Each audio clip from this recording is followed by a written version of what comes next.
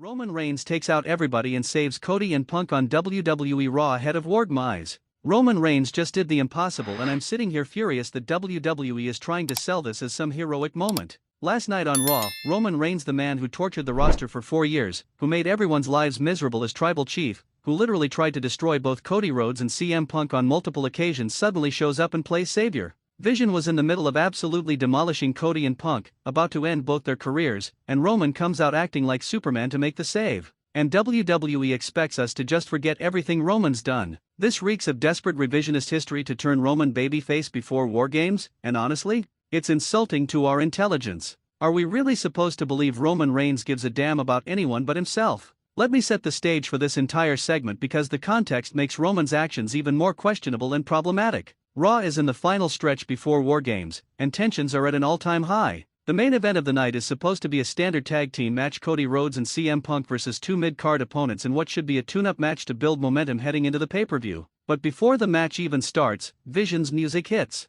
Brock Lesnar, Braun Breaker, Bronson Reed, Drew McIntyre, and Solo Sikoa all march out looking like they have business to handle. Paul Heyman is with them, microphone in hand, and he announces that Vision is invoking their rematch clause or some contractual loophole. Basically, they're replacing Cody and Punk's scheduled opponents and making this a handicap match. 5-on-2. Adam Pearce comes out to protest, saying this isn't sanctioned, but Paul pulls out paperwork showing that technically Vision has the authority to do this. It's classic Heyman manipulation, using legal loopholes to create chaos. Pearce has no choice but to allow it, and you can see the dread on Cody and Punk's faces. They're not prepared for a 5-on-2 war. Drop your answer in the comments now. Should Adam Pearce have more power to shut down these situations, or is his hands-tied approach more realistic? What do you think? The match starts and it's exactly what you'd expect: a complete massacre. Cody and Punk are trying their best, fighting with everything they have, but the numbers game is impossible. Every time Cody builds momentum, 3 Vision members cut him off. Every time Punk goes for his signature moves, someone breaks it up.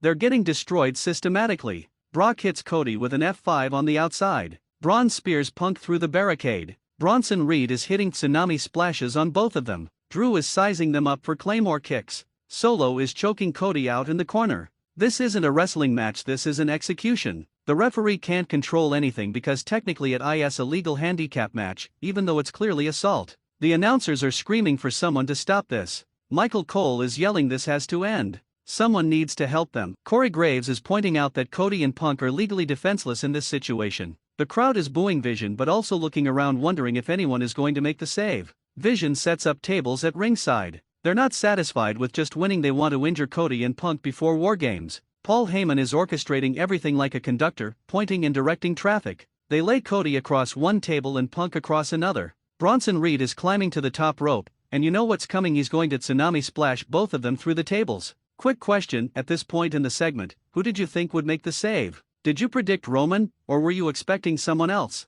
Reed is perched on the top turnbuckle, the crowd is on their feet in horror, and then boom, Roman Reigns' music hits. The arena explodes. Roman comes charging out from the back, and for the first time in years, he's getting a babyface reaction. People are cheering because anyone saving Cody and Punk from this assault would be a hero, even if it's Roman Reigns. Roman sprints to the ring, not his usual slow, methodical entrance, but a full-on sprint. He slides in and immediately goes after Solo Sikoa, his own former enforcer. Roman is throwing Superman punches like they're going out of style. He spears Braun Breaker. He's fighting with an intensity and desperation we haven't seen from Roman since he was a babyface years ago. But here's the thing: it's still 5-on-1 once Roman gets there. Even with Roman evening the odds slightly, it's 5 Vision members against 3 opponents. The numbers are still impossible. Roman is fighting valiantly, taking out Reed with a Samoan drop, hitting Drew with another Superman punch, but Brock Lesnar catches him with a German suplex. Roman crashes hard. Vision starts focusing on Roman now. They're beating him down alongside Cody and Punk. All 3 men are getting destroyed. Paul Heyman is laughing at ringside because his plan is working even better now. Instead of taking out 2 threats before Games, Vision is taking out 3. Solo hits Roman with a Samoan spike. Brock F5s him. Drew Claymore kicks him. Roman is down. Audience engagement: on a scale of 1 to 10, how believable is it that Roman could fight off 5 Vision members alone? Rate the realism. But then something crazy happens. Cody Rhodes, who's been beaten down this entire time, uses the ropes to pull himself up. He's bleeding, clearly hurt, barely standing, but he charges at Brock Lesnar with a desperation Cody cutter. It doesn't put Brock down, but it staggers him, and that split-second opening is all Roman needs. Roman keeps up his old Shield move that he hasn't done in forever and he's firing up. The crowd is going insane because Roman is showing babyface fire. He's hitting Superman punches on everyone. Braun Breaker? Superman punch. Drew McIntyre? Superman punch. Bronson Reed charges and Roman dodges, sending Reed crashing into the ring post.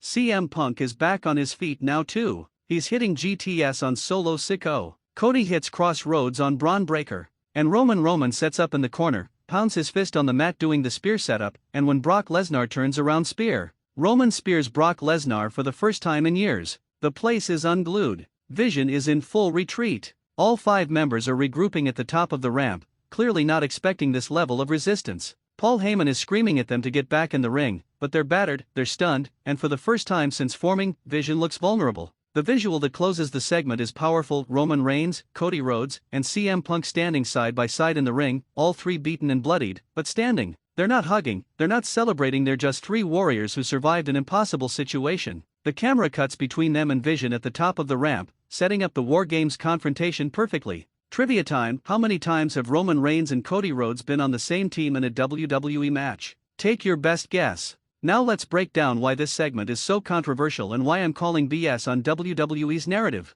First, let's address the elephant in the room. Roman Reigns playing hero is revisionist history at its worst. This is the same man who made Cody's life hell. The same man who attacked Cody's father. The same man who kept Cody from finishing his story for over a year. And we're supposed to forget all that because Roman made one save. And CM Punk. Roman and Punk couldn't function as teammates at Survivor Series. They literally cost each other the match because of their inability to coexist. Roman's ego and Punk's stubbornness made them incompatible. But now, suddenly, Roman cares enough about Punk to risk his body saving him from Vision. The character consistency is non-existent. Comment debate: is WWE doing a good job at Roman's face turn, or does it feel rushed and unearned? Give me your honest opinion. Here's what WWE is really doing: they're desperately trying to turn Roman babyface before War Games because they need clear heroes to oppose Vision. But they're skipping all the character work that makes a face turn believable. Where's Roman's apology to Cody? Where's his acknowledgement of all the terrible things he's done? Where's the redemption arc that makes audiences believe he's changed? They're banking on the audience having short-term memory.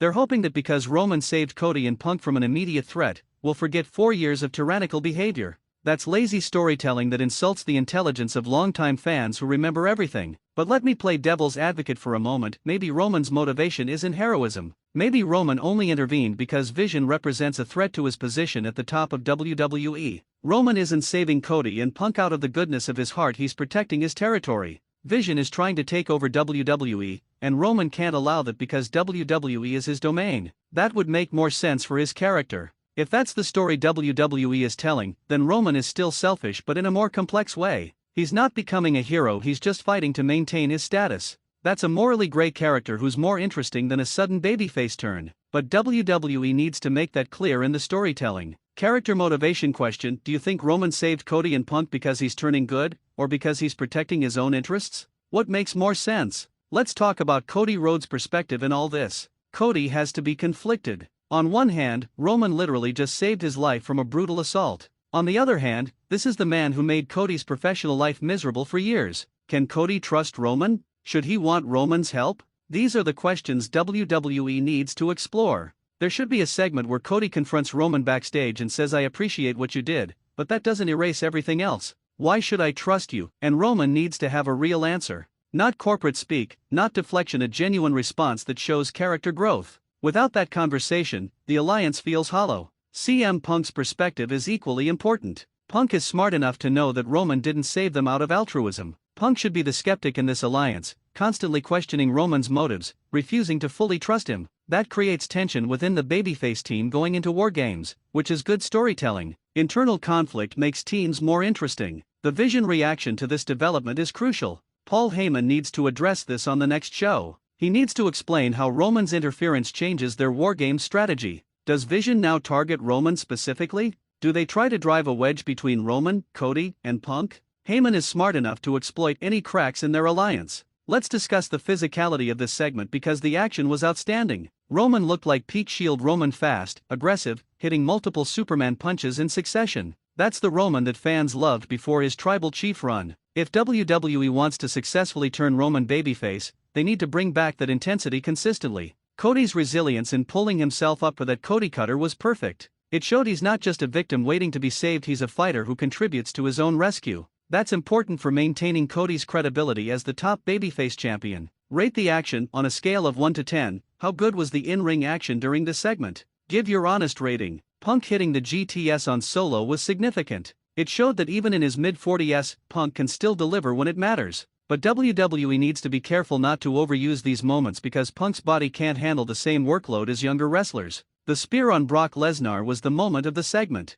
That move has history between Roman and Brock. It's been used in so many of their epic encounters. Roman hitting it here was symbolic. It was Roman saying, "I'm still here. I'm still relevant. You haven't beaten me." That one move told an entire story. Now let's talk about War Games implications. This segment sets up the teams perfectly. If it's Roman, Cody, and Punk plus 2 others versus Vision's 5 members, that's a stacked match with incredible dynamics. The question is, who are the other 2 members of the babyface team? Logical choices would be the Usos. Jimmy and G could reunite with Roman one more time to fight a common enemy. But there's history there too. The Usos might not want to align with Roman after everything that happened with the bloodline. WWE could do interesting storytelling around Roman having to earn his family's trust back. Other possibilities: Sami Zayn would make sense given his history with Roman and his friendship with Cody and Punk. Kevin Owens could be another option. Or WWE could surprise us with NXT call-ups or returning legends. The team composition will determine how the match dynamics work. Booking question: who should be the final 2 members of the babyface War Games team? Give me your ideal lineup.